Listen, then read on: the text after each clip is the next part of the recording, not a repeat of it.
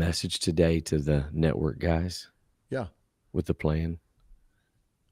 Yeah. There's just no way. There's just no way in October it's going to happen between your schedule and my schedule. Yeah. The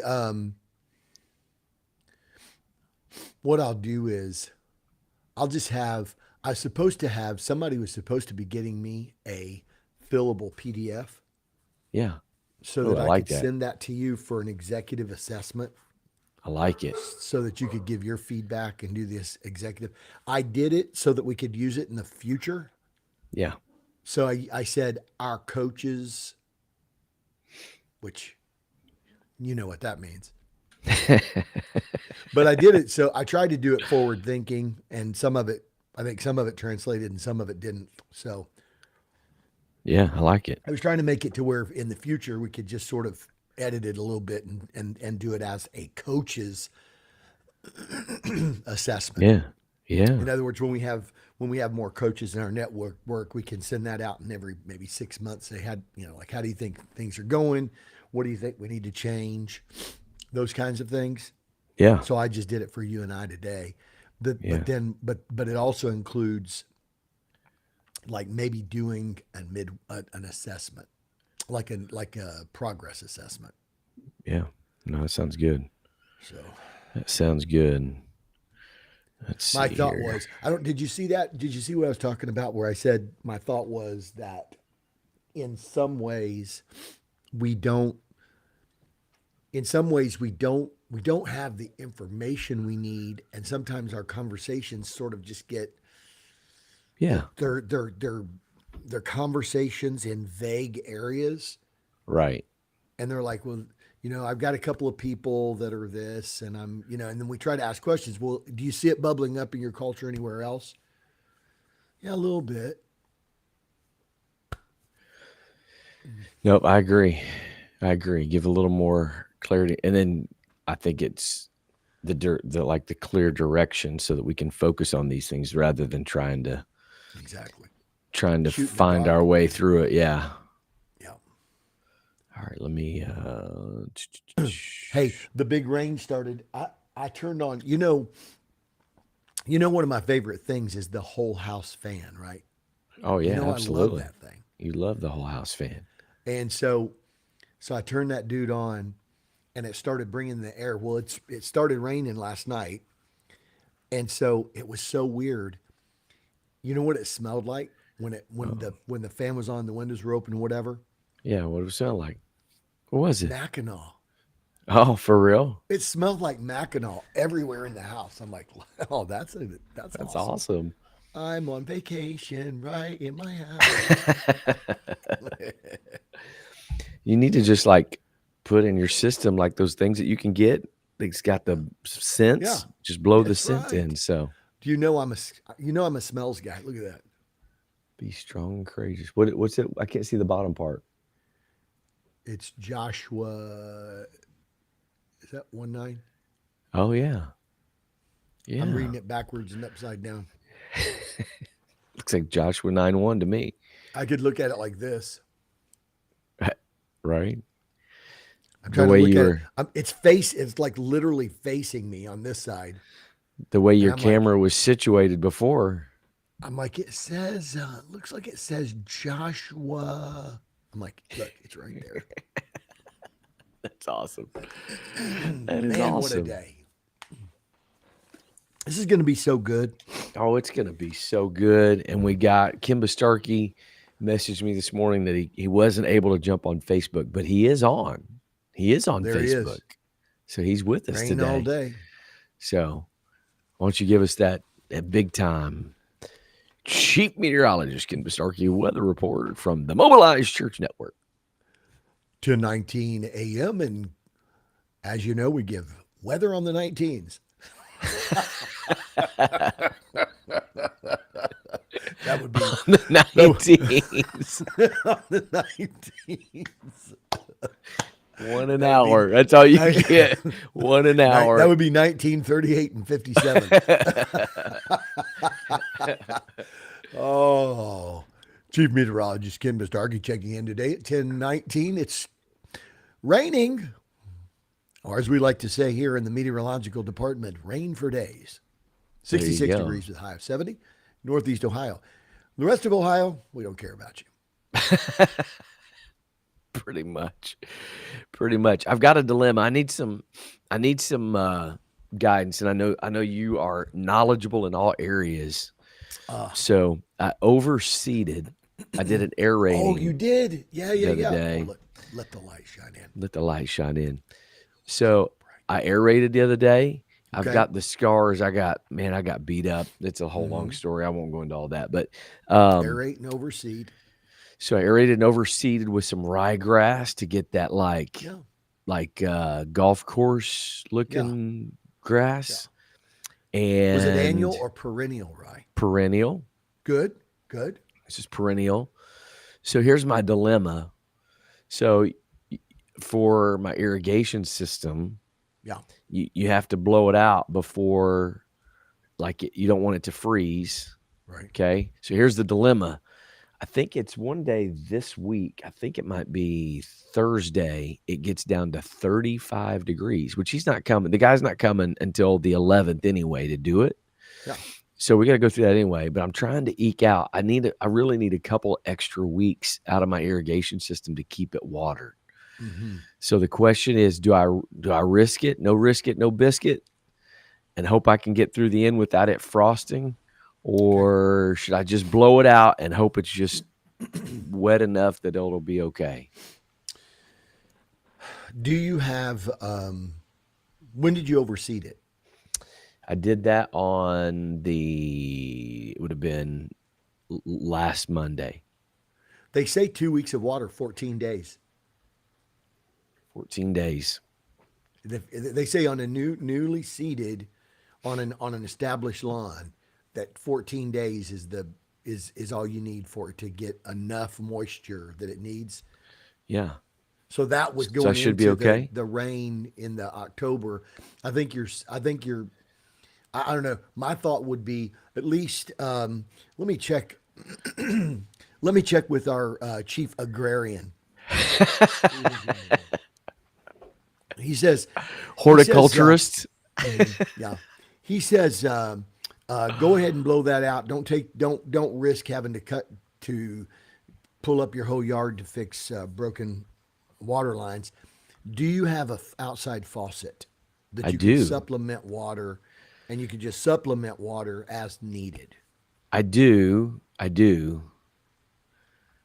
I mean, it would be a little bit of a hassle. So Yes. here's the dilemma is like last time I checked, there's 2 days, 35 and 38 are the lows, and then after that the lows are like mid 40s. Yes. So do I maybe just well actually, you know what? I just pulled it up and actually the lows are good. Yeah. I think I can get another extra week because my thought was try to get 3 weeks out of it and see if I could, I thought if I got 3 weeks, then I'm good. So I may just text my dude and see what he says. He came and fixed my mess. I did break one of the sprinkler heads. I pulled the whole Yeah. thing out. So Oh, well, you're a biscuits and gravy kind of guy, so risk it. I'm going to do it. I think I'm going to do it. So, all right. Anything else? Anything else we need to take care of before we I just want to just make sure you launch don't right? hear too much rain. Do you hear too much rain? Listen, Oh, I can hear it. should I shut the window? No, Okay. absolutely not. It's the real sounds of podcasting. My goodness. I mean, it's ASLR. it's like your voice. It's just a soothing voice, Like it's just soothing. Soothing. People can just play this and meditate. They call me they call me vocal robitussin. Vocal robotism. Yeah. There you go. I like it. I Calm like your it. calm the cough of your soul. All right. Let me make sure real quick. Hold on 2 seconds.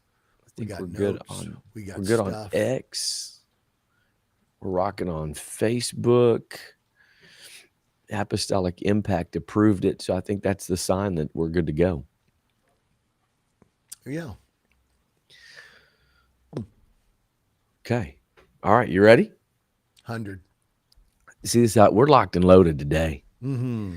I got my amen cap on. My God. So if I say something really good, you're just going to look down so I can see the amen. I'm going to look down and go. The golf clap. Mm-hmm. The golf clap. I'll give it both to you. My goodness. My Hey. goodness. We're going to have a fun one today, Ken. People need to hit the share button, get the word out, and also be ready to interact. Because I feel like this is one where we're gonna engage today. Right. We're going to be a little bit silly and a little bit serious. Yeah, appreciate the prayers from Michael Merkel. Yeah. Appreciate that. So, all right, here we go. You ready? Okay. I'm ready.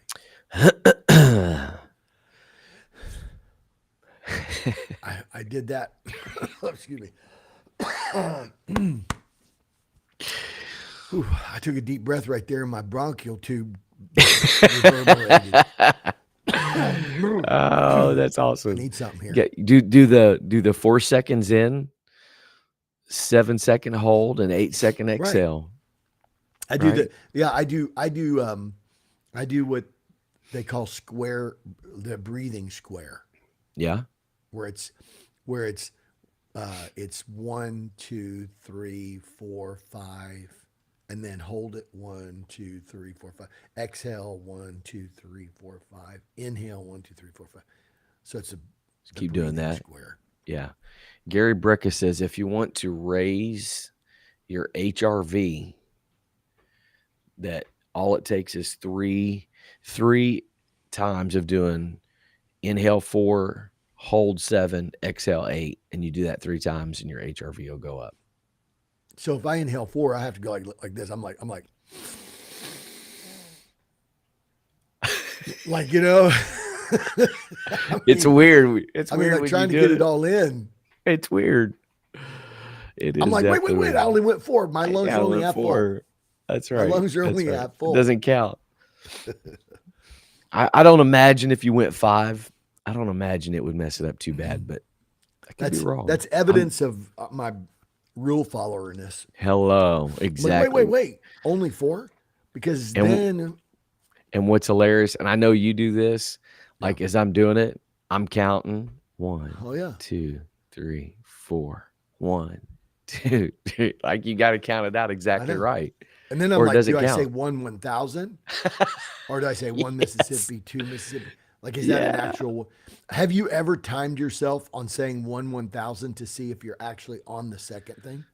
You know what? I have not, maybe, but I'm going to as soon as we get done here. I'm like, gonna find out exactly on your Apple Watch and use your timer and be like, am I counting with the actual rhythmic seconds? This is This is blinding me, bro. We need these questions answered. We got the rain falling and the glory shining on you. It's going to be a good one today. So, all right, here we go. Let's get focused. 3,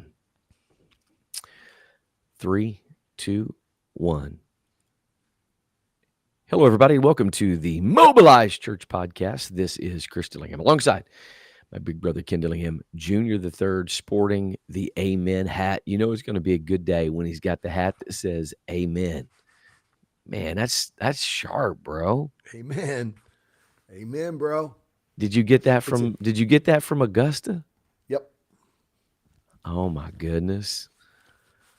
I have nothing in my bag tailor-made, but it's a tailor-made hat and it says Amen, and I like it. I mean, yeah, you got to go with that. You got to go with that for sure. So, well, it's a beautiful day today, and we're looking forward to a great conversation. And man, this is one people are going to want to jump in on, Ken, and kind of get in early because we're going to have some fun today. That's it. This is going to be a good one. This is going to be one of those kind of days where the good stuff might sneak up on you. Ooh. Got to be locked in. Yeah. And 2, today's a good day. If you're with us live, doing this live recording, this is going to be one of those days. Like we're going to solicit your feedback. We want to hear from you because this is going to be kind of a very interactive conversation today. I think it's going to be a good one. I'm a little sleep deprived, so that always makes it interesting. Oh It's been a boy. it's been a bit of a hectic weekend. I did something this weekend real quick before we get into it, Ken. Did something this weekend. So I preached anniversary service for our good friend, Brother Anthony Cox. And Yeah. which, by the way, I want to talk to you more about that, about some of the stuff. So, All right. but on Saturday, we did something I've never done before. We did Okay. a Chicago food crawl, For bro. real? So he went and found like places in You didn't really Chicago. crawl, right? No, well, I felt like crawling by the time we got done. So we went through, and I won't like give all the nitty gritty details, but he found like something that each Chicago restaurant is known for. So we started out with a cinnamon roll at this breakfast place. Then we had a breakfast sandwich. Then we did avocado toast. No. Uh, yeah, we You're did sharing, right? You're ramen. just sharing this So stuff, right? we would go in and he would order. He'd be like, okay, we want 6 cinnamon rolls, or we want like 3 sandwiches. We're all going to split them and whatever. It was awesome, man. It was really Fun. cool. We had I can't remember the name of the sandwich, but it was a Puerto Rican sandwich. Oh Golly, I yes. wish I could remember the name of it. It was on plantains were the bread. And What? yeah, it was really good. And then we ended up, have you ever been to the Palmer House in Chicago? I've heard of it, but haven't been there. Bro, it's amazing. So we finished up with dessert there. So, needless to say, today is a day to get back in the swing of things, as they Yeah. say. Time to get locked in and get loaded on my diet and my exercise, hit the gym. And so it's going to be a good day. It's going to be a good Is day. it a So jibarito? yeah, it is. It's exactly what it is. Jibarito. It's the Chicago. It is a Chicago specialty. That's exactly what it was, man. It was so good, bro. It It was is. so good. It said it's not even just a Puerto Rican thing. It is a creation of the Chicago Puerto Rican community. So like we nailed it all the way through, huh? Yeah, Yeah. apparently that is, it's like one of those deals. It's like, well, I could get a burrito in Dayton. Oh no, No, no, no. no. In fact, be like, well, I've been to Puerto Rico before. You're not going to get a burrito in Puerto Rico. You've got Not to like visit that. Chicago Puerto Ricans to get Not a like that up. burrito. Gary said, Gary Gauthier asked if we went to Sunny Side Up. We did not. That was one of the things that we had talked about, but we ended up not going. We didn't hit Sunny Side. That's a definitely a Chicago staple. We did hit. Have you ever been to Manny's Deli? Yes, You've been yes, to Manny's Deli, I have. bro? I have. We got a sandwich called the Four Kinder, and it had turkey and brisket and pastrami and something else. Man, was it so good. It was so good. That was Justin the Wayne mentions finale. he does mention a very famous Puerto Rican sandwich, the tripleta. Tripleta. No, we didn't do that one. Tripleta. The I say it like jibarita. the guy that says the plane That too. tattoo. I say Tattoo. it. I say the famous Puerto Rican sandwich like tattoo. Tripleta. Is that pretty good? That's very good. That's That's really pretty good. good. What's his It's- name? Something or as Villiquez? or as Miss What's his name? Dillahan says. Miss Dillahan says that's pretty good. Just don't do it again. What's his name? Villiches or something, right? Is that his Hervé actual name? Oh Villiches? I boy, think it's Hervé Villiches. is that Somebody, his name? somebody I fact know. check me I on know that. Ricardo Montalban. Roberto. Is it Roberto, wasn't it? Oh, Roberto it's Montalban? Roberto, not Ricardo. Yeah, That's Ricardo, Roberto. It's Richard, well, Robert, you were thinking Arnez. Dick, Bob. Ricky Arnez. The same difference. We've, Same difference. we've reduced it down to their American nicknames. We've colonized their first names. That's awesome, man. That's Ricardo awesome. and Roberto. Bob I and think Dick. Kimba Starkey fact checked me. I think it is Hervé Villiches. Oh, I like how you said that. You, you said that with a little ghetto. They play. You said Hervé Gillichair. That was so good, bro. That was so good. I speak Spanish hood. That is so Oh, it is Ricardo. Ricardo Montalban. There you go. You're right. Okay. Okay. That's Oh amazing. man, we could go down. We could go down the Fantasy Island deal. I Yes. mean, Fantasy Island and Love Boat. We weren't allowed to watch those. I don't think when it was on. When we were little, but we did it anyway. The other day, Yeah. I was doing some work on the computer, and I had a video playing. It was it's a guy talking about. He was talking about the difference between apologetics and anyway, it was a good video. He gets done with the video, and all of a sudden, I heard like a redux of Yeah. the Love Boat. Ba-da-ba-bum-bum-bum-bum. And I'm like, what? And I looked up, and it was for like some cruise line. It wasn't Seriously. Royal Caribbean, I don't think. But anyway, and it was an ad that was playing, and they were singing the Love Boat theme song, but it was a new version. Good old Captain Steubing. Renee Plot says Spanish hood. My That's what we brother did. has some amazing accents. The German, It's a family gift. yeah. It's just runs He's in the family. he's got a character that he plays. It's kind of based a little bit off of it's a Southern Illinois version of Sergeant Schultz. It's Sergeant Schlitz. For He's a drunk Nazi soldier. I was like, isn't that a beer? Isn't that a beer? Schlitz The malt guy, liquor. that's what. Yeah, Is that's that what what the it? guy, the Ed Bassmaster. He says Schlitz malt liquor. It's I mean, awesome. we don't know any of that stuff. No, no, no, no. We don't know anything about it. Yeah, Michael Merkel wants to know what is the topic today. You got it, bud. That's a great question. We're in it. I mean, this is the topic for the day. This is what we All right, do. here So, we go. Here we go. we do have a topic. It's gonna be a good one. We're gonna have fun with it today. Exactly. We want some interaction. We want some discussion with this. So, all right, you ready? Let's do it. Let's go. Let's go. All right. So today, the title, Ken. I'm just gonna read the title. Read The it. title for today's episode is Hot Takes on Church Growth, Discipleship, and Culture. Hot takes. And like the like in the sports world, you got all these guys, Yeah. and they come out with all these hot takes. So we're kind of a little spoof on some of that kind of stuff. Like you Yeah. get these guys that have some, they try to say the most outlandish things to out hot take somebody else. Yeah. And so Right.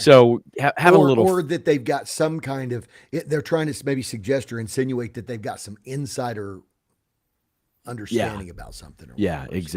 exactly. So today we're gonna give you some hot takes on some church growth myths, Mm. discipleship, culture stuff, or whatever, and just we're gonna kind of go like shotgun method and just kind of run through these one by one. Anything you want to add to that? Ready, set, go. Let's do it. Let's do Yeah. it. So we're gonna go point by point here and take some things that are, they may be a little bit hyperbole, a little bit hyperbolic, but Be careful for the hyperbolic chamber. In the that's a hyperbolic lot chamber, different. yes, you blow up. It's a lot different than the hyperbaric chamber for sure. The Yeah, hyperbolic people get blown chamber. up in the hyperbolic chamber. That's exactly right. So some of these might be a little bit exaggerated in some cases, Yeah. but we're going to use this to kind of illustrate a point, whatever. So all Far right, be it so from us to exaggerate, Chris. I want your hot take number one, Ken. You ready? Here we go. Okay. Here we go. Church growth myth. People won't come if the coffee isn't excellent. Yeah, here's my hot take. If caffeine is your church growth strategy, you're not building a church, you're opening a Starbucks. Yeah. Right. I Jesus like it. didn't say go therefore and brew lattes of all nations, right? Right? But there are there are some I think there are some churches well, I better not say that.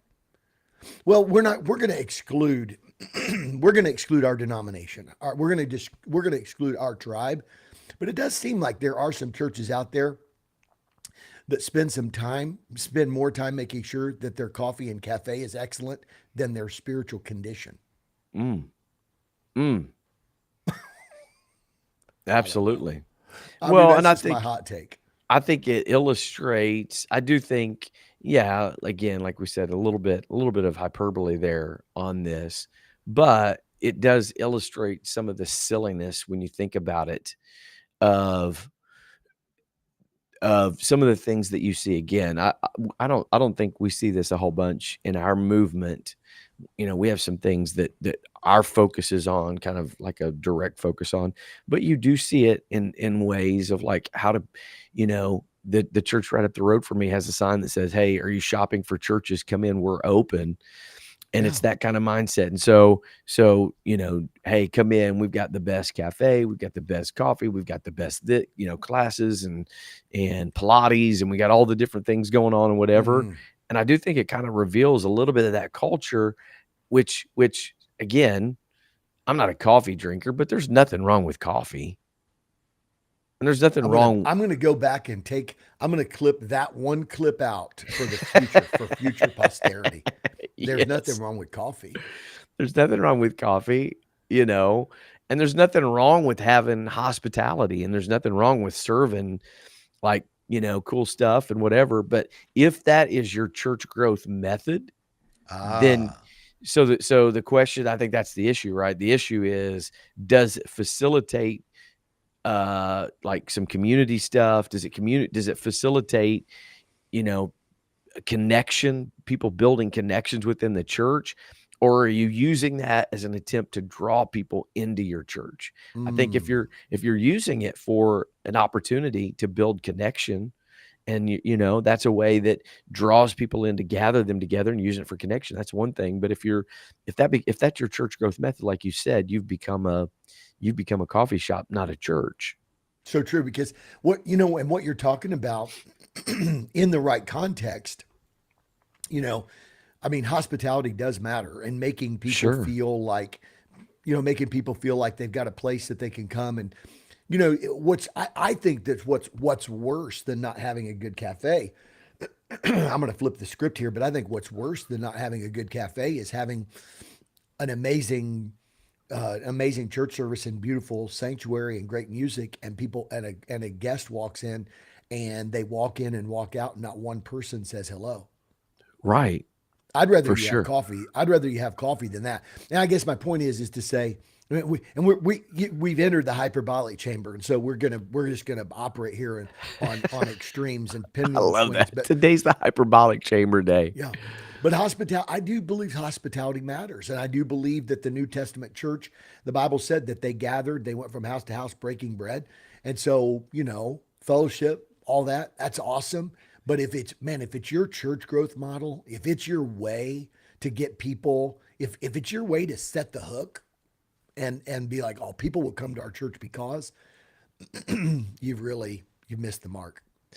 And truthfully, you could substitute a lot of things in there for coffee, Absolutely, yeah. right? Coffee's Coffee's just just the the easy target. It's the soft target.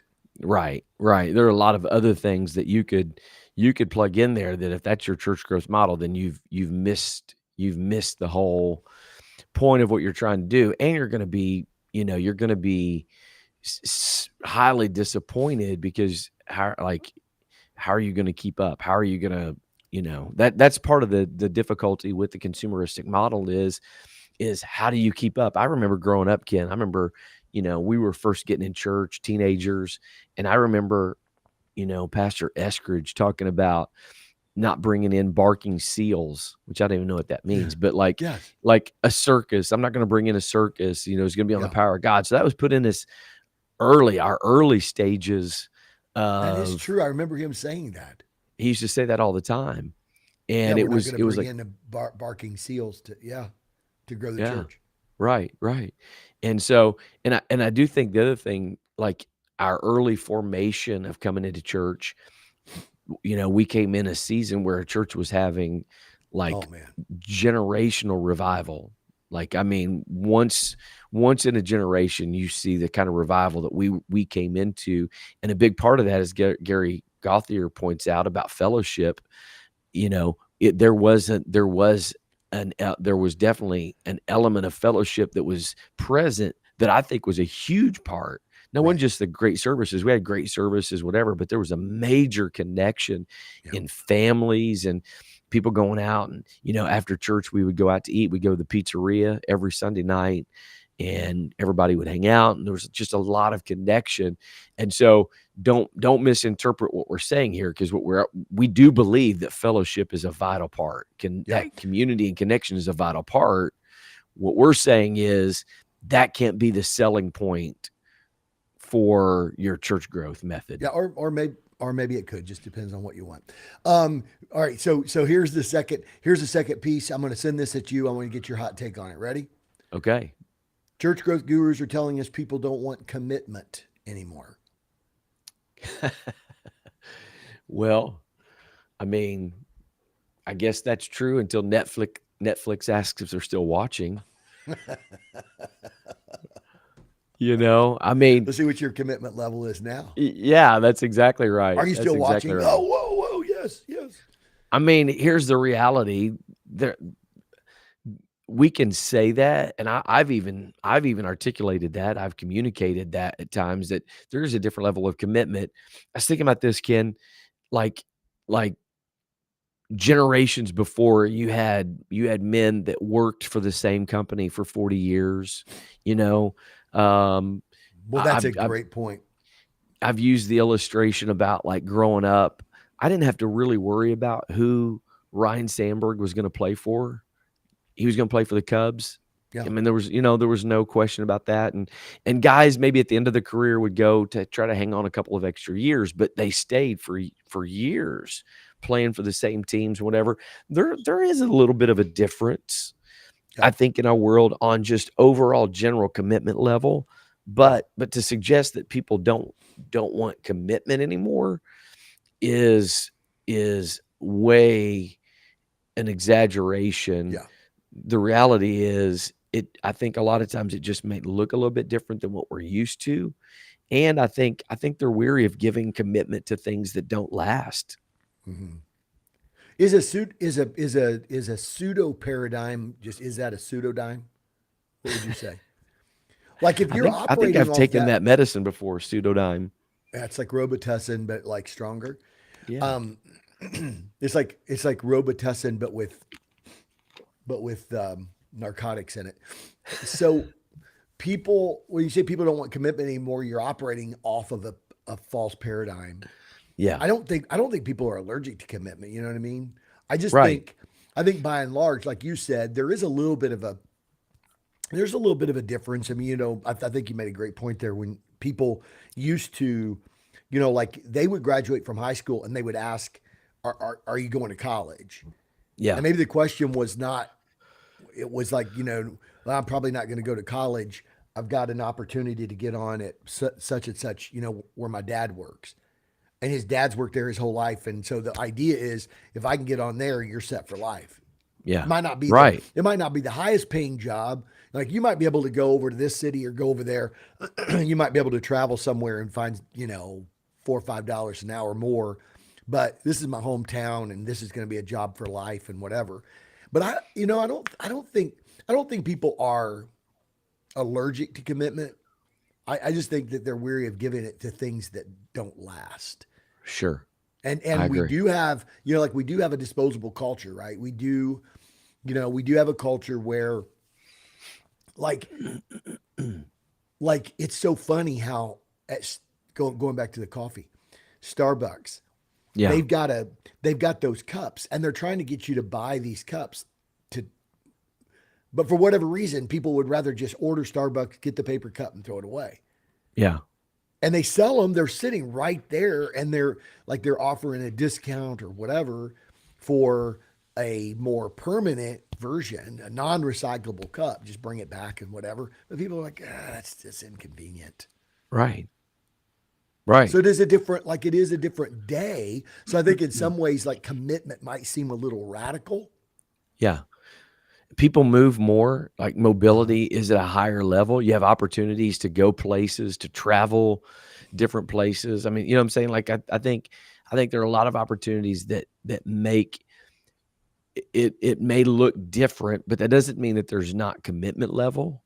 Right. I think there's just mobility. Certainly, statistics would tell you, like, maybe the greater indicator than even that stuff would be, marriage Right. and divorce rates. Yep. Um, and we could get into a whole discussion and debate about that. But Gary Gawther brings up a good point. I think one of the challenges in this day is, you know, It's we true. grew That up in is an true. era, we grew up in an era where our coaches were not afraid to grab us by this jersey and get in our faces and holler and yell at us. And we never thought anything of it. You know what I'm saying? Like, we were like, it's just the way, that's just the way it goes. That's what you're supposed to do. If you're a coach and you do something, if the player does something wrong, they're supposed to get in your face. I do think so. Gary Gawther makes a point about, maybe leaders not bringing the tension into people's lives because of maybe a lack of commitment. Yeah. I do think that there is an element of that where we're not There is, quite as challenging because people don't take challenges the same way maybe that they used to. bro. You know what? Straight to your point. The other day we were talking about a situation, and I said to my wife, I said, you know what? I said, I wish. I said, my first instinct is to be a coach. 100%. I mean, look at both of us. I Always. mean, I I mean, know, right? I mean, my first instinct is to be a coach. I told her, I said, if I was a coach, you know what I would do? I was talking about a specific situation, a specific person, and I ain't even gonna lie, it's somebody in our church. And I said, you know what I'd like to do? I said, I'd like to grab him by the shirt and look at him and say, get your head in the game. Right. And come on, this is crazy. We got eternity here. We got a world that's lost. Let's get your head in the game, get your hind end back in there, and let's go. We got a kingdom advance. We got people that are lost. We don't have time for thumb sucking. Let's go. Yeah. And I said, and she said, that's probably what they need to hear. And I said, yeah, but I don't. I mean, it'd go over like a lead balloon in 2025. Yeah. Yeah. And we're not trying to sound like a bunch of grumpy old men saying, like, back in our day, because there were some things that happened back Yeah, then that weren't good and weren't healthy, and it doesn't make it right. But regarding this particular point with commitment, part of the reason for commitment was, like, there was accountability. And if you didn't hold up your end of the bargain, you were going to get called on it. And I think it produced a little bit of a higher level of accountability. Now, whether a person's heart was in it or not, that's a whole different conversation. right. But it certainly was. There was a higher level of commitment that you see demonstrated in multiple areas, not just church areas, like multiple areas. You saw it demonstrated that, I think, then bleeds into the culture of the church, and we're seeing that a little bit now. But as somebody pointed out, I can't remember who it was, that as Bethany, I think, pointed out that I do think that we're living in a world where people are looking for commitment, because without Agreed. commitment, you have instability, and I think there is a search and a desire for more Yeah. commitment. You know, and I'll send it back to you to ask what you think the remedy is, because for real, like, this is your remedy hot take. But I I remember I was in the eighth grade, and we had a there was a jazz band deal, and we had a little, like, it was a junior high senior high combined jazz band deal, and Yeah. I got invited to go. And I said, yeah, it's awesome. Let's do that. Sound like fun, right? And then I played the trumpet, so it was fun. So about a week, maybe 2 weeks, well, about a week later, I got an invite to come to a special eighth grade only. It was eighth graders only Okay. going into high school invite camp, to a Bobby Knight eighth grader only invite camp at Indiana University. Right. And it was the same week. Mm. And Dad told me I could not go because I'd already committed to the other thing. Wow. Wow. Bro, I remember feeling a mixed combination of frustration and fury in one bag of something. And and Dad just looked at me and said, "I don't care if you like it or don't like it. You're going to learn. You make a commitment to something." And I'm like, "I know, but I made the commitment not knowing this was coming." He said, "We make a lot of commitments not know what's coming. That's the point." Yeah. And thankfully, here's what's amazing. Ready? Yeah. Thankfully, they had to move the date of the deal that they were doing, and they moved the date, and because they moved the date, it overlapped a little bit, but because they moved the date, he said, "Well, now they moved the date. Now you committed to that event at that date. They moved the date. Now this changes some things, but so I ended up being able to go." So what do you think?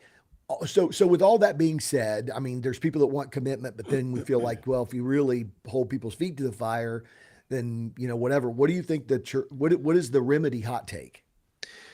Yeah, I think when the body of Christ models enduring love and relational faithfulness, Mhm. then I think commitment stops feeling like a trap. Yeah, You know what I'm saying? I yeah, think it starts feeling it feels like where peace abides. It feels mhm. like, you know what I'm saying? When you have commitment, when we know this from marriage, when you have a commitment level, it brings just an overriding sense of peace. Not that you can be lax or whatever, but just a peace. You don't have to worry about, a tumultuous relationship. It's not drama, whatever.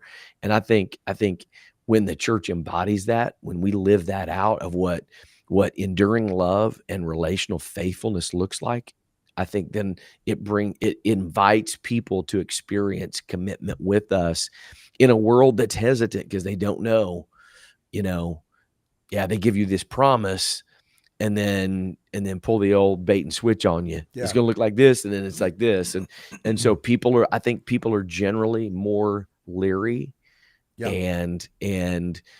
and questioning about whether or not what somebody's marketing or saying is true or not. So they come in a little more hesitant, but when they model it, when you see it, this is why Jesus said they're going to know you're my disciples by your love for one another. They see that relational commitment to each other. And then I think it invites them to come in and be a part of that. That's awesome. Let me see if you can hit a curveball because I just looked. I mean, we're up against the clock already. I know, I know. We we got so many to go. Okay, so let me. I'm gonna see if you can throw a curveball or hit a curveball.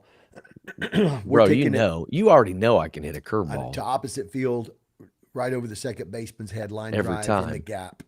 Um, all right, I'm gonna skip to segment three. These are hot takes on church culture trends. I heard this one the other day. I didn't even know what it meant. The foyer is the new altar.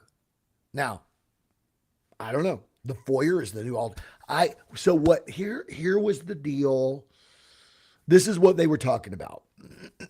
They were saying this person was making the claim that um, statistics, research, or whatever demonstrates that 80% of people decide whether they'll come back to this church, Yeah. whether they'll come back to visit this church before they ever take one step into the sanctuary or Yeah. where the worship service is held, whatever you Right. want to call it.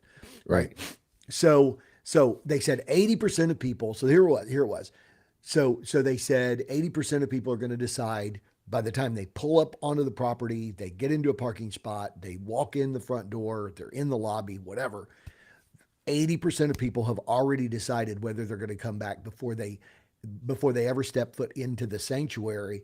And so they said, so the foyer is the new altar. Hmm. Interesting. Interesting. Well, I mean, there are things that happen at an altar that can't they're when I say altar, their response to the word of God, the Yeah. personal individual response, right? I think one of the great models, Jesus, The Bible says on the last day, the great day of the feast, Jesus stood and cried with a loud voice saying, if any man thirst, let him come. Yeah. Right? Let him come. And out of his belly shall flow rivers of living water. Drink of this water. So there is a biblical precedent, I think, for a personal individual response to the word of God and the call of God, that experience can't be replicated just by personal connection. So I would say it's not an either or, because we've all seen people come and have an unbelievable encounter and experience at the altar and walk away and never come back, or never, whatever. Right. But this is the hyperbolic chamber. Correct. That is true. Yeah. Sorry. Swing us on the pendulum, Kris. Swing us on the pendulum. My bad. My bad. See if I can hang on the rope as you swing it out across the lake. I do think you have the polar opposites there, where you've got, it's just all about get them to the altar and we got them, let them experience the power of the Holy Ghost. And you've got, no, we need to have we need to have people like shining their shoes when they get out of their car and like carrying them into church. And it's the hyperbolic chamber, hyperbolic chamber ministry. Right? That's right. So funny. You got to bring them in and like fan them when they come in and make them feel like the most welcome. Bro. Yeah. He walks in and like like at the airport. The only problem is that I don't know if you can shine tennis shoes. Well, there's that. There is that. What do you think about, speaking about your hot takes, what is your hot take about tennis shoes with suits? Who? Oh. Listen. You have to be the right person to pull that off. True. I think you have to be the right age.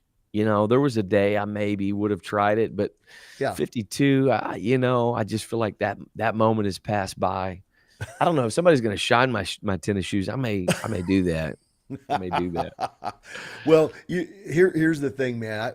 My thought is, wearing tennis shoes with suits says I'm formal enough for the meeting, but ready to sprint out the second it gets boring. It's the modern version of the mullet. It's the dress version of the mullet. Yes. Yeah. Business in front. That's what it is. It's like I'm dressed for success and pickleball.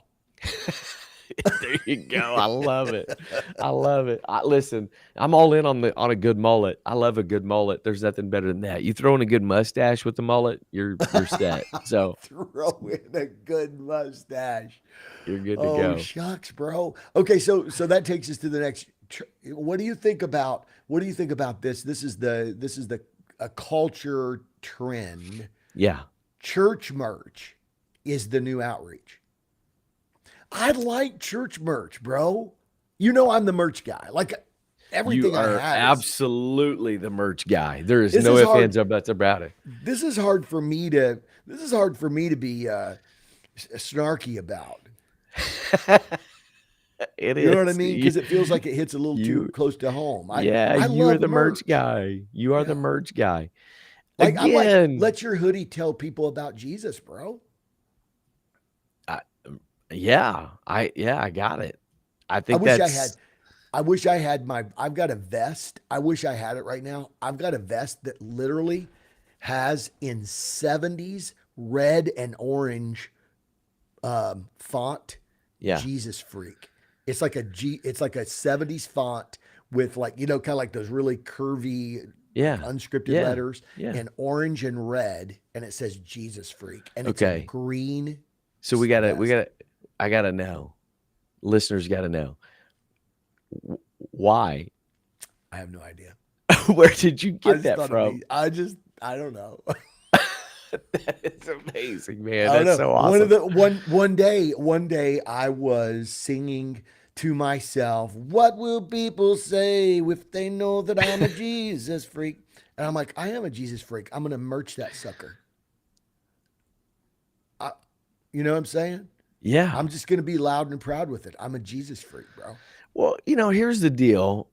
I mean, there's nothing wrong with repping, Nothing wrong with repping. There's nothing wrong with repping. But we've destroyed the whole I love my church shirts. In the past, we've killed on that, man. Well, that's a whole different conversation. I think All the right. I love my church part, but um, no, like there's nothing wrong with repping, and they're great conversation starters. Yes. Like great opportunities for conversations, but again, I think the whole point of all of this is like none of that stuff can fully replace the the real heartbeat of, you know what I'm saying? Yeah. Like you can wear, I remember there was a guy from that was a missionary to Boston, Denver Stanford. Remember Denver Stanford? Yes. Yes. Yeah. And his thing was he would always wear some kind of a crazy tie like that, some kind of a tie. And his thing was like he was a very, very much personal evangelism, engaging with everybody no matter where he went. The stories, he got all kinds of stories and conversations. And Right. and there was always the debate who was the better soul winner, him or Merle, not Merle Ewing, Merrill Cornwell, Yeah. Who's you the know. better soul winner? Right? There was a First big team and debate second team soul conversation. winner. That's right. And his thing was he wore these ties because they were conversation starters. There's nothing wrong with that, but you can't. It's kind of like when people say, "Well, He our wore the church does." ties. He wore ties Oh, everywhere he like went. He'd wear a tie, and it would have like either something weird on it, something funny, or it would be a Jesus tie or something like that, and it would just be a gotcha. conversation starter. Yeah. So it's kind of like the conversations years ago about like people would say, "Well, just because your church does compassion ministry stuff doesn't mean that you're doing it." And so just because you're wearing something doesn't mean that you're personally engaging and interacting with people. It's So it true. can't be the replacement for like an actual. Okay. So here's where I think the rubber meets the road. Ready for this? This is my Yes. this is my hot take on it. Is it's very easy for people to let that replace a real actual live conversation. Mm. Uh-oh. That's the hot take. Oh my word. Golly, that's good. So, all right. So with that being said, who is the TV dad? Who is the TV dad that would say, um, this is a shirt, okay, Yeah. in sort of a New Jersey accent. I can't, but I know a guy. Who's the Actually, TV? yeah, who's the TV dad? The funnier one was it said it says need an arc. I know a guy. But ain't Jank. Nice. My funniest one though, and I might get this one made. My favorite one is what would Jesus do? Right? It said what would Jesus do right here, Yeah. and that was like a multiple choice, and it was like the first one was like love your neighbor. The second one was like give him a loaf of bread. The third one was flip a table, and then below it says I'm going with C.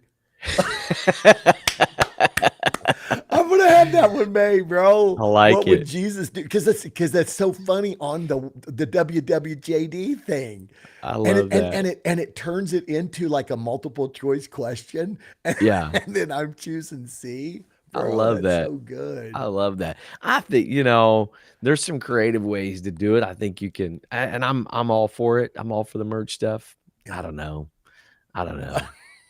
I don't know. I'm gonna I'm gonna get you one that says warning. My pastor uses everything as a sermon illustration. For real. We should give that to Absolutely. our kids. Well, and I think one of the things you're highlighting there is creativity Hmm. is not the enemy, right? That's true. That's Create very we true. I do think one of the places that we've grown as like a movement is acknowledging creativity and celebrating that. Michael Merkel mentioned earlier about worship, and I know this is I'm not coming against him on this, but he mentioned about like a lot of worship has become an entertainment deal, whatever. And I would push back on that just a bit because certainly there's elements of that, but I do think we have allowed worship to be a celebration of people that are not just gifted but anointed and gifted. and to utilize their creativity. And we've got so many apostolic Mhm. songwriters that are Mhm. producing apostolic materials. You know what I'm saying? That's like being received outside of our movement because of the creativity. Same with media. Like I celebrate that, man. You know what I'm saying? Like I Bro, celebrate the fact that we're unleashing people that bro, I'm fixing to go social media next on our next hot take. their creativity may not be their creativity to preach a sermon, but they've got creativity to articulate and communicate the gospel in a different and unique way. And so we kind of again use merch as the hyperbolic, you know, focal point. But I do think that there's some places of creativity that we need to utilize that can help True. further the gospel. Well, I'm every time I go to church, I want to be an entertainer. That's my goal. When I go to church, I want to be an entertainer. And the Bible says, "Come enter his courts with, or enter his gates with thanksgiving, into his courts with praise." I want to entertain the presence of the Lord. That's right. Okay, so here it is. Then, so the next hot take. And by the way, I like what Gary said. The hot take: those who can't do. This is his T-shirt. Those who can't do, teach. Yeah. Oh, Yeah. ouch. Yeah. So all right, last one. So the church myth, church culture myth, we're all just trying to make our Sunday reels go viral. Oh shucks, bro. I'm Man. gonna tell you something. But here's the deal. It's funny. It's funny because the other day, uh, somebody came to me with a, do you know these guys? And they're these apostolic guys, and they have a podcast. And I said, so we were sitting at the table or whatever, and I said, "Hey, have any of you guys seen these guys?" And they're like, and I think it was Avery or somebody said, "Oh yeah, yeah, I've seen them on Instagram." And they got a lot. Their podcast is getting a lot of viral appeal. And Avery said, "Well, you know why?" She said I've never seen their podcast. She said, "But I've seen their reels." And Yeah. what she was saying was they spend a lot of time and effort and energy creating really catchy reels, and Yeah. the reels are what's getting traction. Right. And so the question is like, if your reel gets traction, are you really getting traction? And and so the question could be, so here's, let's swing on the pendulum of this. Yeah. Is it about is it about revival or viral? Is it about revival or viral? Right. Or is Right. it right? Like, is Right. it either or? It's like, well, you know what? You can try to go viral if you want to. You could try to, put your Sunday reels out there, but we're going to have revival. And like, are they mutually exclusive? I don't know. It's a great question. I think if your I think if your whole goal is I don't know that you can make something go viral if you're trying to do that. You know what I'm saying? Like maybe for the wrong reasons, Yeah, but virality is like there's a lot of things that have gone viral that make no sense. true, Why did that go viral? You know, the apparently bro. kid, you know, like Or my man, turtles. I like I like turtles. totals. Like Yeah, those are things, or the one of the first ones was Charlie bit me. That really hurt Charlie, yeah, right? yeah, And so like those are things those parents never yeah, published or posted that stuff yeah. with You the can't idea of plan like virality. exactly. And I Yeah, think I think what happens is when when a church or a ministry or people try to do that, it looks like it looks like man, can I just say it? uh It oh. looks like the cringy influencers that that they're trying to do everything they can to make themselves go viral and become, a social media influencer, and it becomes cringy. I think the best thing that we can do is be creative. Be Yeah, creative, use it as a platform. yeah, And one of the things our media guy, John Shellhart, who's the best in the business, one of the things John and I have had a lot of conversations about is what is our goal? Is our goal to reach more apostolic churches? or is our Okay. goal to reach the community? And so if our reels are designed to make us look like we're the standard setter in our movement, we're going to produce one set of reels or one set of social media posts, whatever. Yeah. Yeah. If our goal is to communicate something to the community of who we are and what we are, it's probably going to look totally different. And Mm. so I don't think that there's necessarily anything wrong with influencing other apostolic churches and showing, whatever. But for us, just speaking for us, our goal is not to go viral within our own ranks. That's really cool. Our What? our Why goal is would to it? reach more people. Why would it? Why would a church want to go viral within their own ranks? Why would it? Why would a church want to create reels or create content, short short format content? So by short format, I'm talking 15 to 30 second, whatever. Why would churches want to create short format content in a way that primarily appeals to church culture? Do they think they're appealing to do they think that they're appealing to outside culture? Like, do they think that, oh, this is going to really connect with the unsaved? Or are they just thinking, like, if I can be the coolest church in town, maybe I can turn on the big Hoover vacuum and suck everybody to my. What are they doing? I don't know. Well, I think there's a couple of things. I'm not going to immediately make an assumption that it's like the worst case scenario. I think it's a couple of things. I think number one, we're in a vacuum, and so it's what we see. And so we're communicating in our way who we are. And the people that are probably going to see it first, primarily, are going to be people that are among us.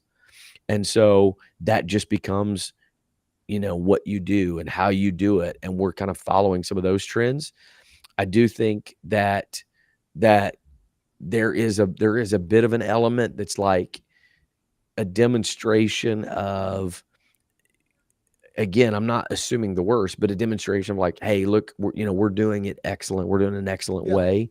I do think there's a little bit of a misguided thing sometimes that thinks that by doing this, it is reaching people outside. And these are the conversations we've had. The things that this is the echo chamber. We Yeah. think the things that because it appeals to us is going to appeal to people outside. And for example, we've talked a lot about like if everything we post is from our services, does that really reflect who we are as a church? Hmm. Because we say it's not just about what happens 1/7 of the week, Yeah. it's what happens the rest of the week. And so Yeah. are we communicating that to the Yeah. church or I to the have an world? apartment attached to the sanctuary. That's where I live. Yeah, exactly. So like, I think finding creative ways, there's nothing wrong with any of that. There's nothing wrong with influencing people from within for us to do things with excellence.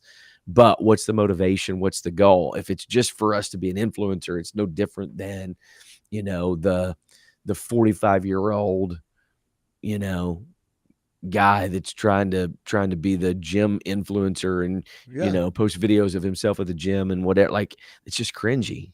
Yeah. I was in a room the other day where they were talking about the conversation was talking about big events, Yeah.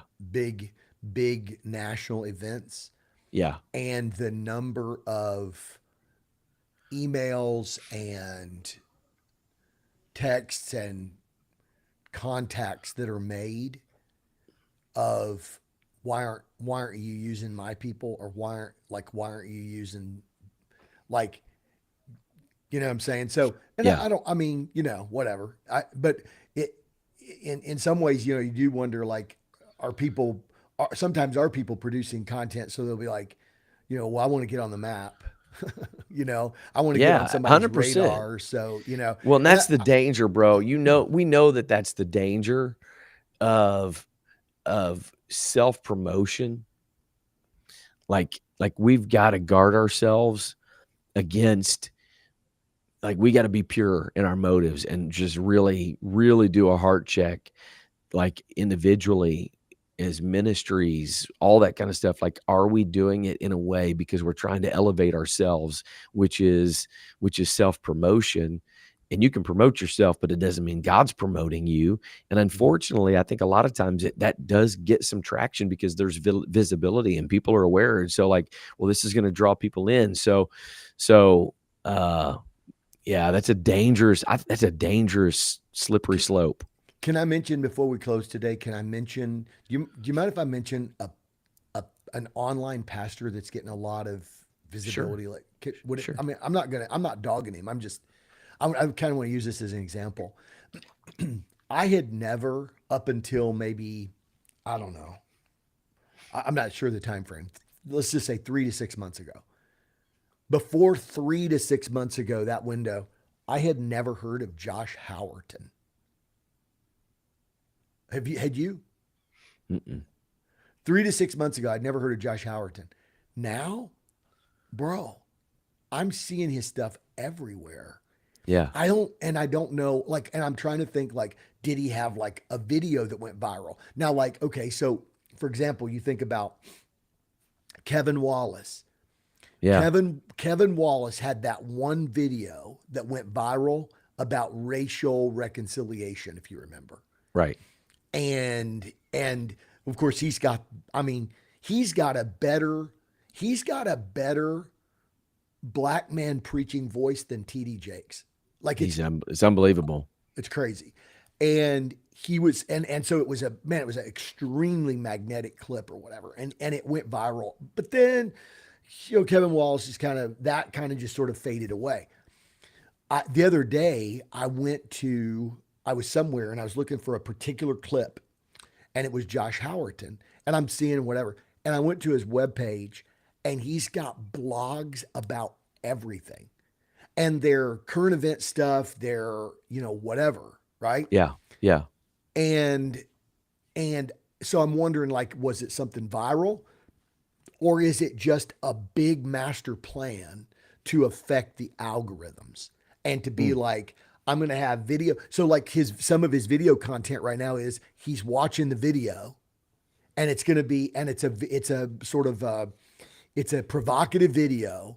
And then he's talking about it, giving commentary and exploiting Which something I about don't that. get that. That's such a huge deal, and there's tons of people that do that, and like, on just random stuff, like, not Right. church stuff, random stuff, they do that, and they've got millions of followers. It's Right. He's crazy. doing it on public policy. He's doing it on and what's happening is I think it's gaining traction because of the Kirk kind of post Charlie Kirk stuff. But Yeah. anyway, I was just thinking it was interesting when I went to his webpage that there is just, I mean, it's blog post after blog post after blog post about every possible imaginable thing. Yeah. And I'm like, it feels like, and I like him. Like I like the stuff he says. It's just, I'm just using that as an example of where did the dude come from? 3 to 6 months ago, I never even heard of the guy. I didn't even know who he Sure. was. And then all of Sure. a sudden, you're like, it's like, and it might be the algorithms affecting my stuff. I clicked on a couple things. I'm like, oh, that was really good and whatever. So Yeah. I don't know. Yeah.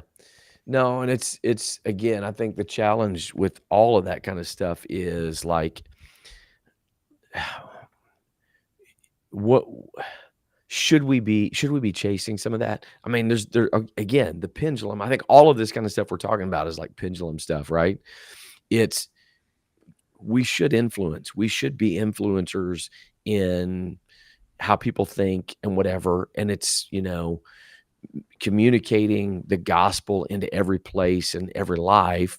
Now, that a blog is never going to replace individual discipleship, but that doesn't mean that there's not a place for that. Mm, But then you got on the other side the tension of, like with that is going to come notoriety. It's going to come, opportunities and whatever. And those may not be, all those may not be God's purpose and God's plan for somebody. uh-huh. It just happens that because they've got name recognition or they've got whatever, that now they're getting some of those opportunities. And I think we got to be careful with the purity of heart. Like, are we doing it for the sake of our getting affirmation? Is it scratching an itch in Hmm. us? Hmm. And if that's the case, now the question becomes who's getting the glory. That's the thing. Well, because you could use it as church growth, right? Absolutely. If you're not careful, what you could do is you could say, well, the more notoriety we get, the more it's going to put our church on the page, and it's going to, blah blah blah blah blah. And I don't know. I Yeah. I mean, do you want to be known? Do you want to be, because there's this whole thing about being an influencer, and like you said, so and I guess that's the place where I just kind of give people grace. I give people grace, and I'm like, you know what, you do you. I don't know. I mean, Yeah. I don't know your motive. I don't know. I, Right. I'm I not going to don't know if assume you're something. I don't know if you're just trying to exploit a cultural moment. I don't know. Maybe you might have the best motives in the world and be like, you know what? There's all kinds of influencers out there. Somebody one time said, imagine what would have happened if we hadn't given over music in the film industry to the world. Yeah. Somebody was talking about that, and kind of their idea was we basically there. It was a really good point. The point was that we gave the arts over Yeah. to, like, secularism. We gave the arts over to a particular sort Yeah. of non-religious group of people. But what they were saying was there was a time when the arts were predominantly to glorify God. Yeah. I mean, there's the painting of David, and there's Michelangelo, and there's all of the you Yeah. know the the paintings on in cathedrals, and all of the different things. There was a predominance of using the arts in a way that that is a different angle to bring glory to God, to whatever. And somehow the arts were sort of abandoned, and now if you think about the arts, it's almost it's almost exclusively, in a lot of people's mind, a holding place for liberalism, Yeah. LGBTQ, whatever. And Sure. somebody was making this statement, said, well, what would have happened if we hadn't abandoned the arts? Yeah. And so the question then would be, well, there's all kinds of influencers out there. I mean, if we're going to abandon and say, you know what, I'm not getting involved in that, whatever. And you never know. Maybe somebody like this, like we're talking about, might come along and say, you know what, our kids are going to be influenced. There's going to be influencers. They're going to use these kind of tools. And you know what, like it or not, I'm going to use them, and I'm not going to abandon it. So I don't know. Just a thought. Yeah, for sure. Absolutely. And well, so man, I think you nailed that. I think you nailed that perfectly well. We're up against the clock, man. We didn't even get to half the things we wanted to get to today, I know. you know? So I'll just kind of wrap this up real quick here. So what are we talking about? What do these hot takes really expose? And the reality is each of these hot takes reveals something deeper. Every myth exposes misplaced confidence, meaning that we trust methods more than the mission. Every cliche exposes a shallow definition where we confuse inspiration for formation. And every trend exposes a cultural drift where we trade presence for polish. And so just kind of the final, again, it's hard to nuance and caveat every single thing in this, but Yeah. here's where we're at. We're not against buildings, programs, merch, or coffee. We're just against anything that pretends to be the mission or takes away from the purpose of the mission. The goal isn't to be trendy, it's to be true. And movements truly start when people fall in love with Jesus. They become disciples of Jesus, and they're not just focused on a marketing strategy, but they're really focused on kingdom stuff. And I hate to use I started to use the youth ministry, move the mission, when we really move the mission. Yeah. So, Let's move the mission, man. man, appreciate everybody being a part of the great conversation today. We had a lot of great comments, interaction, engagement. Just got a little fun little conversation in here today on some of this kind of stuff. And so, hope you enjoyed it. We look coming back to you next Tuesday around 10 o'clock. Until then, go live mobilized.